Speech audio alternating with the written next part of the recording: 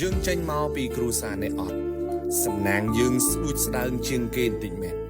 តែបើមានឱកាសធ្វើការសុំធ្វើការឲ្យអស់ពីចិត្ត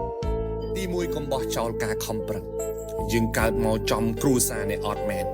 សំណាងយើងមានអត់ច្រើនទេហើយបើសិនជាយើងអត់ខំប្រឹងទៀតអានឹងគឺជាសួយធំមែនតើនៅក្នុងជីវិតរបស់យើ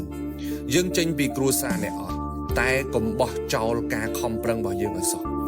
គ្រូខ្ញុំក៏ផ្ដាំថាភ្លៀងនៅលើដំបូលផ្ទះអ្នកមានភ្លៀងនោះក៏ធ្លាក់លើដំបូលផ្ទះយើងដែរដំបូលគេធំទឹកផ្ទះគេបបោគេមិនត្រង់ក៏បានដែរ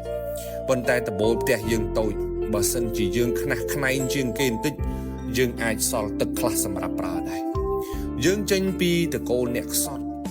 សំណាងយើងគឺស្ដួចស្ដើងជាងគេទៅហើយឱកាសយើងក៏តិចតួចជាងគេដែរប៉ុន្តែបើយើងផ្ដេកផ្ដួលមិនចាប់យកឱកាសតូចទាំងអស់នឹងយើងអត់ខ្វល់ជាមួយវាទៀតអានឹងសំណាងយើងនឹងវារត់តខើយទៅទៀតឬក៏លែងមានក៏ថាបាន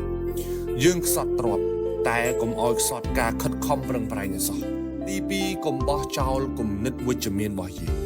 យើងកើតមកចំគ្រួសារនេះអត់មែនតែកុំបោះចោលស្មារតីវិជ្ជមាននៅក្នុងខ្លួនយើងឲ្យសោះទទួលស្គាល់ថាយើងកើតចេញពីគ្រួសារនេះអត់វាពិបាកខ្លាំងណាស់ពិបាកសពពិបាកគ្រប់សម្ពាធក៏ច្រើនសម្ពាយក៏ច្រើនអំរែកក៏